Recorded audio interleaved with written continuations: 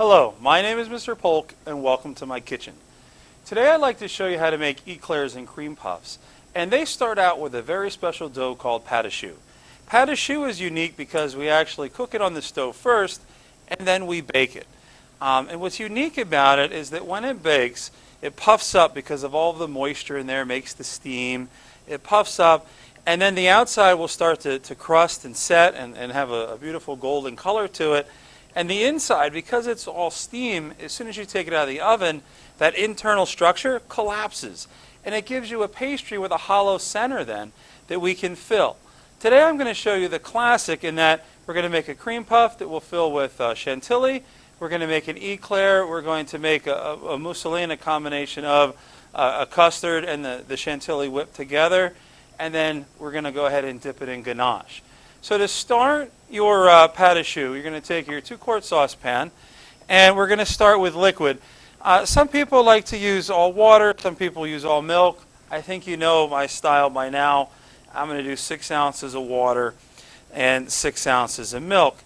And what it's going to do is it's going to allow us to have a product that really is kind of in the middle of having the milk and having the water balance.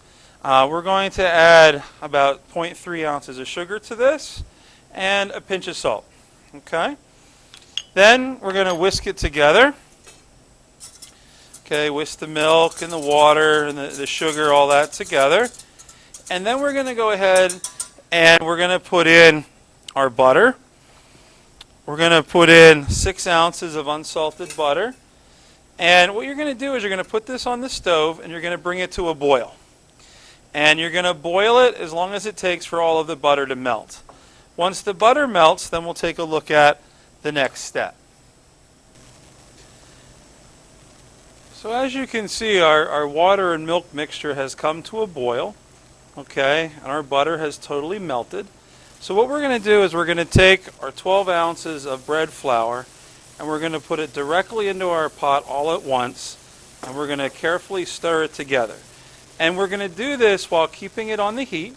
Okay, and I'm going to adjust it to turn my heat kind of at a medium. And you're going to stir this together until it comes to a mass. All right, it's honestly going to kind of start to resemble mashed potatoes when it really starts to come together. So here you can see at this point most of the flour is gone. There's just a little bit there that you can see that's white.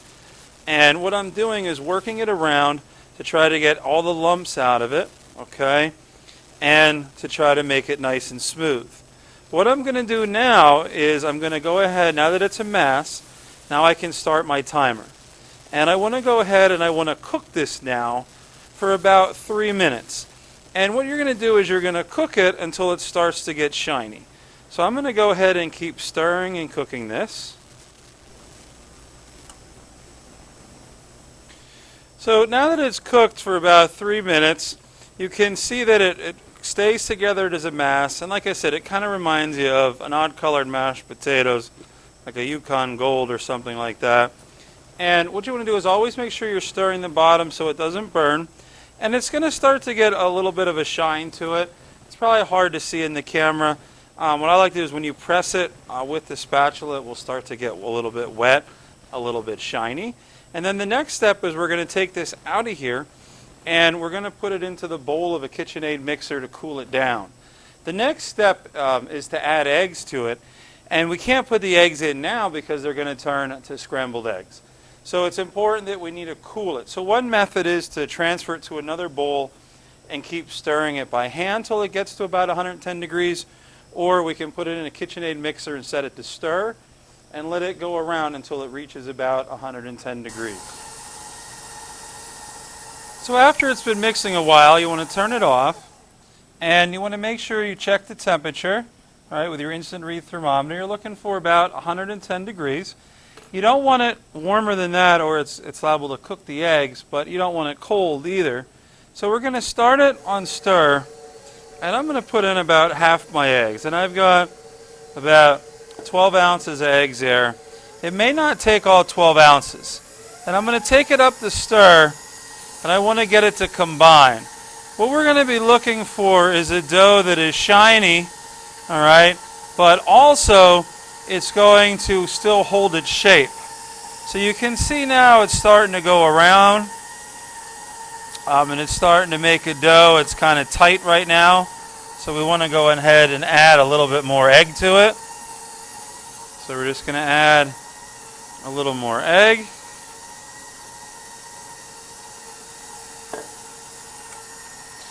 And again, you see how it has an odd look to it at first, but then it kind of goes around and starts to bring everything together.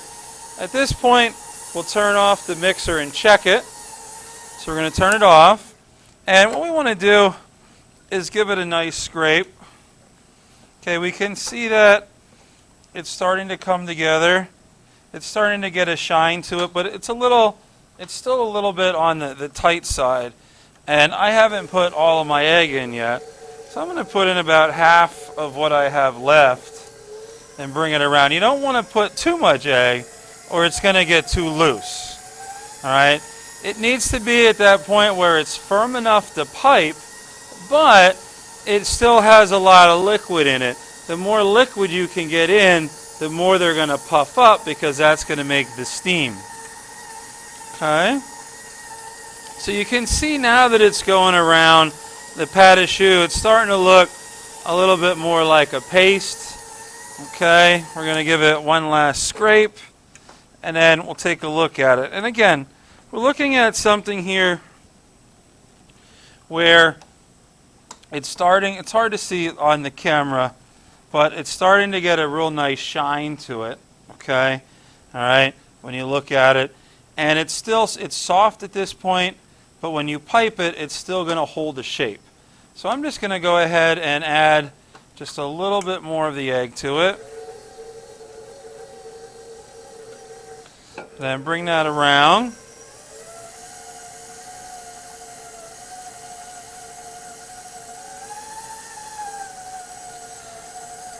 And now you can see that it has a really nice look to it. Okay, you can see that it has a shine, and if I turn it off, we can see that it's soft, all right, but it does want to hold its shape. Okay, so at this point, we're going to go ahead and take it out, and we're going to put it in a pastry bag. So now we're ready to pipe our pastries. I took the pate choux from the mixer. I put it in the piping bag. I have an 806 Ateco tip on there to help, but you could just take a pair of scissors and cut the end of the bag. And I have this template, and what you're going to do is we want to pipe it out so that, these are for the Eclairs, that they're a little bit wider than the tip, and they're pretty much about 1.5 inches long. And you just finish off the tail of each one, and you just want to go ahead and pipe as many as you can on there. All right, just like that. You want to keep them nice and even. Some people pipe them with the star tip. I find that the round tip just makes them look good. These are going to be smaller ones. You don't want to make them too small. If you make them too small, they don't puff up enough, and they're hard to fill. But you just want to go through like that and fill them up. And then once you've gotten enough of the Eclairs, then you want to go ahead and do the cream puffs. And these are going to be more like a round pastry. So you're pretty much going to pipe these like a Hershey Kiss. And I have these templates that you start about 1/2 inch up, and you just sort of pipe a mound like that, so they look about like that. All right, and that's about maybe 1.25 inches wide and maybe 1 inch high. So if you make a mound, it's about 1.25 inches wide, all right, and about 1 inch high or so. That's going to bake out into a really nice cream puff. So as soon as we finish piping all of these and filling them up, you also want to make sure that you don't pipe them too close together. That's why I use the template so that they space. One, so that the air goes in between them in the oven, and two, they're going to puff up. So as soon as we have all of these piped, we're going to get these into a hot oven. Okay? They're going to go into a 400-degree oven for about 10 minutes, and then what you're going to do is, just like with pies, lower the temperature to 350. All right? The 400 is to get the outside set, and then you lower it to 350, and then you're going to let them continue to bake until they have a beautiful golden color, and then they're hollow on the inside. I usually cut one open to make sure that the egg and everything is set on the inside. So let's go ahead and finish piping these and get them in the oven. Okay, our pate choux has baked now, first at 400 for about 10 minutes, then we lowered it down to 350 and baked it for another 10 minutes, and let's check it out. Ooh, they're looking beauteous. Let's check out the cream puffs. They've really puffed up. They've got that golden brown color to them. They got a beautiful texture. Let's check out the eclairs. They as well have a beautiful color and a beautiful texture, and they puffed up. So now we need to take them out of the oven and let them cool. So while our eclairs and cream puffs are cooling, we want to prepare our fillings. You can fill them with really anything you'd like. You can even fill them with some savory items as well. For the cream puffs, we're going to go traditional. So I mixed up a chantilly, which is just a heavy cream, vanilla, and powdered sugar. And then what I did is I whipped it up to stiff peaks. And you can see that in some of my other videos where I make the chantilly. And then what we're going to do is we're going to put it into a bag fitted with ideally a Bismarck tip. And if you don't have that, it's okay if you just have a round tip. The Bismarck tips are a filling tip. They're designed, they're really long, so you can put them into the cream puff or the eclair and you can fill them up. We're also going to make what I like to call a mousseline. And we're going to start with a homemade custard that we made. And again, I have videos with the custard. And then you're going to put in just a little bit, maybe a good 1 or 2 spatulas here of the chantilly. And you're just going to fold it in. Okay? And what this is going to do is make a really nice filling for your eclairs and your cream puffs. It's going to have the wonderful flavor from the custard, but it's going to be a little on the lighter side because of the chantilly. And I'm going to add just a little bit more there. And you kind of just do that to taste. But as you see, I'm just going to go ahead and keep folding this. I don't want to really stir it because it's very important to me that I keep that airiness that is coming out of the chantilly. And there you can see that it's even changed color and texture, and it turned that either custard or pastry cream into a really nice filling known as a mousseline.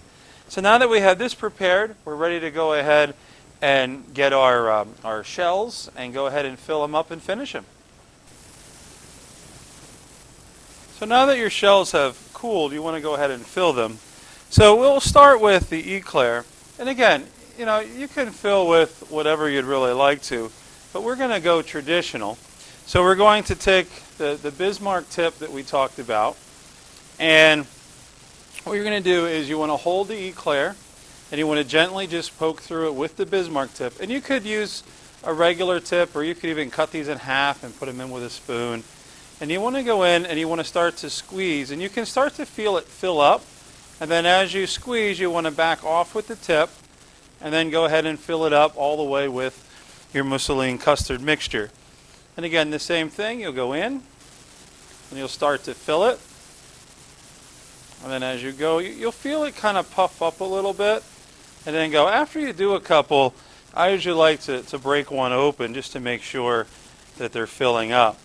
And then the cream puffs are very similar. Here we're going to use the chantilly with the Bismarck tip. And here's where a lot of people just cut these in half. And we made small ones. You can make really big ones. And you just want to go ahead and fill them up with the cream. And you'll feel them fill up, and you'll see it come out just a little bit. And then you just take another one and you just do the same thing. And you can even go around a little bit to make sure that you're filling up all the way around. And let me go ahead and do one more, making sure that I'm under the camera. There you go, so you can see it. Just go ahead and fill that up real nice. Okay, and you'll feel it kind of fill up. And then you'll feel it kind of get a little heavy, and it puffs a little bit. And I'll do another one. Again, some people like to just cut these, but it's just nice to fill them up this way. And then once you fill them all up, we'll take a look at how we're going to finish them. So now that your eclairs and cream puffs are filled, we want to take a look at finishing them. And one of the classic ways to finish the cream puff is to just coat it with a nice dusting of powdered sugar. You could also do cocoa powder as well, but that just gives it that real nice traditional finish.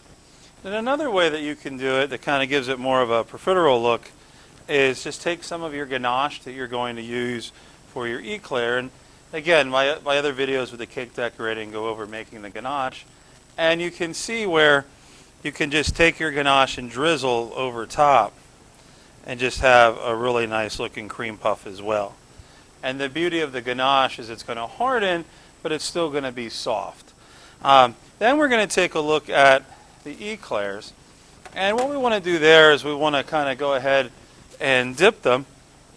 So you're going to want to take each eclair, and I usually just kind of hold it by the side, and you just dip it into your ganache, and you just kind of do that little flick of the wrist, all right, and then set it back on your tray.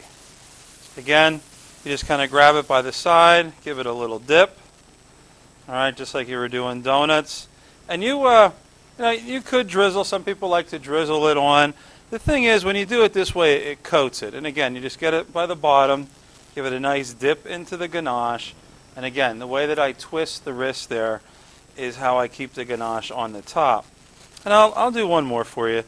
Again, you just kind of give it a nice little dip, and then a flick, and then you can see that the ganache is on there. And then what you can do to make them even fancier is while your ganache is still wet, if you wanted to, you could melt some white chocolate and you could drizzle the white chocolate over top. All right? And then if you really want to give them something fancy, you could take your toothpick and go back and forth with the lines and just give it that classic look. So there you can see a couple different ways that you can put the ganache onto the eclairs and decorate them. And you can either use the powdered sugar or the ganache on the cream puffs. So as you can see, there's a process that we followed to create cream puffs and eclairs. And it starts with making your pâte à choux and baking it, and then letting it cool, and then preparing your fillings, whether it's a custard or a chantilly or anything else that you come up with, and then piping them and then finishing them. And then with the eclairs, we went with a ganache, and then we did a little white chocolate, whereas the cream puffs, we did the classic powdered sugar and a little bit of drizzle with the ganache. And there you can see your finished product. They take a lot of work, but there's a lot of reward in them, and they look really awesome when they're finished, and it's something that you can be proud of. And I'd like to thank you for baking with me today, and I can't wait to bake with you real soon right here in Mr. Polk's kitchen.